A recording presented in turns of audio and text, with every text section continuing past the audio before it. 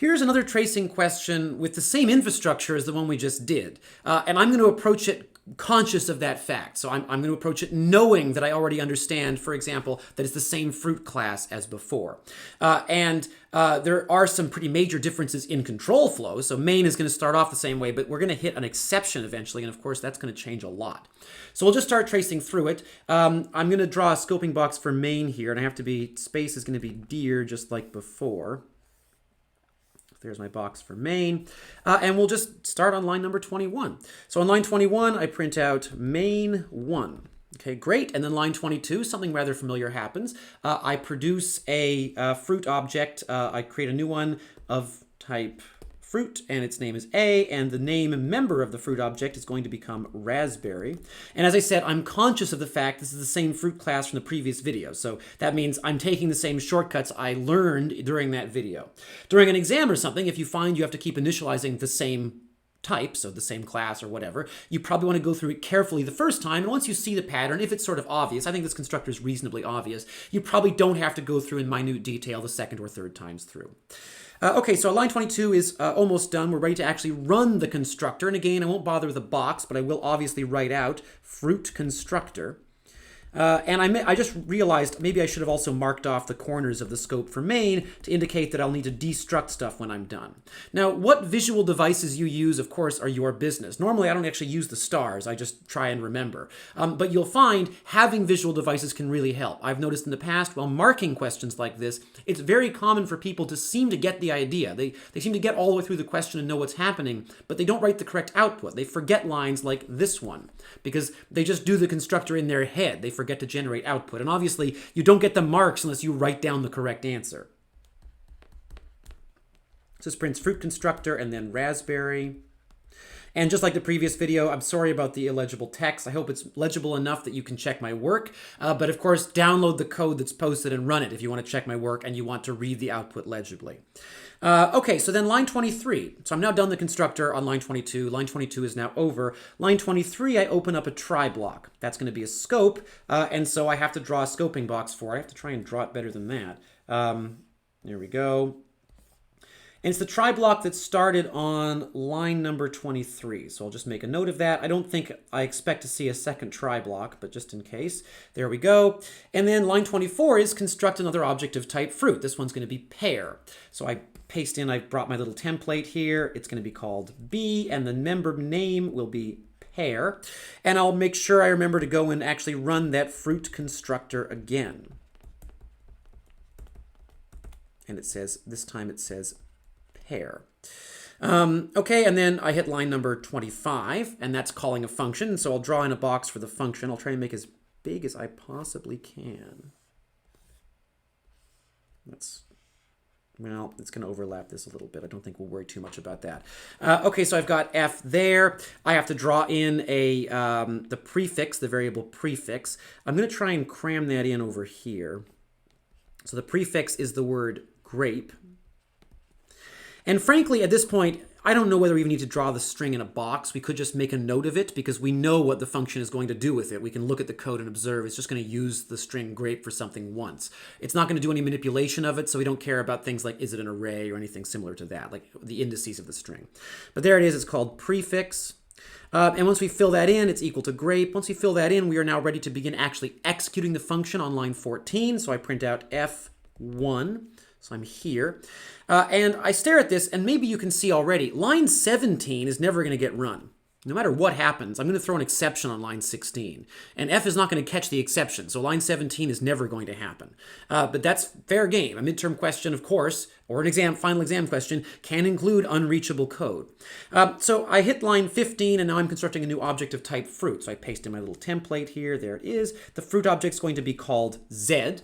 And the name of the fruit is going to be grapefruit, just like last time. So I take the prefix and I attach the word fruit to the end of it. There it is. And I remember, of course, to run the constructor for fruit. So I say fruit constructor. And then I print grapefruit. Now, line 16. So on line 16, I'm throwing a runtime error, and we've already seen how to trace code with exceptions. This time, I'm going to skim over it, and I'm going to observe that the only part of the code that could catch a runtime error is down here, and when it does, the error object, the exception object, is never actually used. That's a hint to me that I don't need to be too fastidious with like drawing out the runtime error object. As we've done in previous examples, I only need to worry about where I land, so where the exception gets caught, if anywhere. So I throw the exception from F, and I begin asking the questions to try and work my way backwards to figure out if anybody catches it. So the first question is, I throw an exception on line 16. Is the scope of line 16 a try block? No. So because it isn't, that scope has to end. And although I guess I forgot the stars again, the scope of F, the scope I'm about to end, contains an object with a destructor. When there is a destructor must always run. Doesn't matter how the function's ending, whether it's on good terms or bad terms, every object that gets destroyed must have its destructors run. Okay, so that means that before the scope of F can actually end, before this exception can escape from F, I have to run the destructor for this object Z. So I'm now going to write in, I'm going to call the destructor, so I type fruit destructor. And then that's the destructor for grapefruit. Okay, so now the object is ready to be destroyed, and so now I can actually properly erase the scoping box. And we'll just, sort of mangled the beginning of our output panel there, but maybe you get the idea. If you want to know what this is supposed to look like, rewind the video. So I erase this, and now the scope of F is over. And I have to remember, of course, I'm still handling an exception here. I just threw a runtime error. Is anybody going to catch it? So here was the function call where I threw the exception. It was on line 25. So I keep asking, am I in a try block? Yes. On line 25, I am in a try block. Second question, can that try block catch the exception I'm dealing with, which is runtime error? The answer is also yes, which means the try block will, of course, immediately end, and I'm going to jump into the catch block. But wait a minute. The try block, oh, I forgot the stars. The try block contains an object of type fruit. So in order to get out of the try block, I have to destroy this object. Okay, so I do that. I call the destructor, and so I cram that down here. Fruit destructor. And it's going to be pear.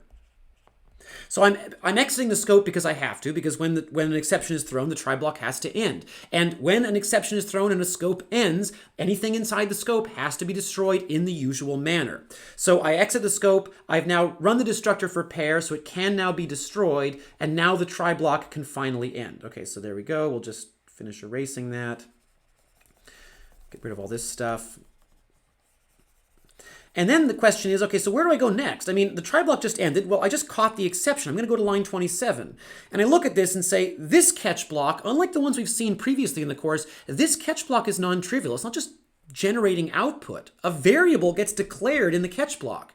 So I need to make sure I draw the scope for that catch block on my diagram, because it's going to be a big deal. I'm inside curly brackets. I'm in a scope. There's my catch block. It is the one I start on line 26.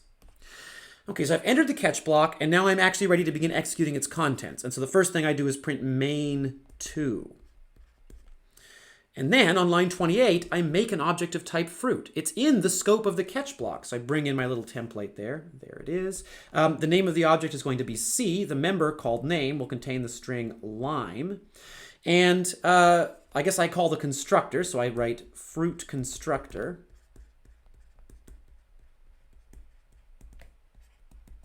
And I print out lime. And then the very next thing that happens is the catch block ends. The key thing to observe is that's a scope, and that means a scope is ending, and that means this is going to be destructed. Well, I've pretty much given up on the asterisks, but there they are in case you wanted to use them. I thought they were such a good idea. So the scope is going to end, so the object has to be destructed. So the very next thing that happens is I see fruit destructor. And then that's the destructor for lime. And then I go and destroy the nested scope. And once I'm done from that, so once the catch block has finally ended and the scope has been destroyed, I'm now back in the basic in the primary scope of main, and on line 30 I print main3. And then main ends. And of course, main is a scope. Well, this time I actually remember the asterisk. Main is a scope that contains an object with a destructor. So of course, a destructor has to be run. Unlike the previous example, there is no confusion about the order of destructors because in this case, there was only ever one object in each scope. But we saw what to do with that if there were multiple objects. We saw what to do about that in the previous example. So I run the fruit destructor for raspberry. There we go. And then I can destroy this thing. And then the scope of main can finally end.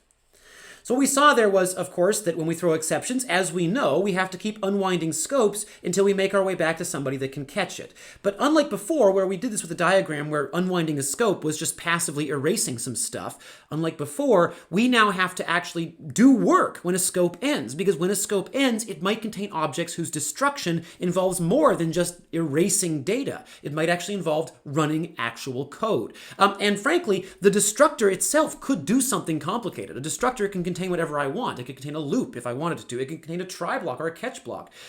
You will occasionally see one of those in this course, not too complicated. Usually the example is designed to be about the same complexity as this one. So it's a trade-off between where the complexity is.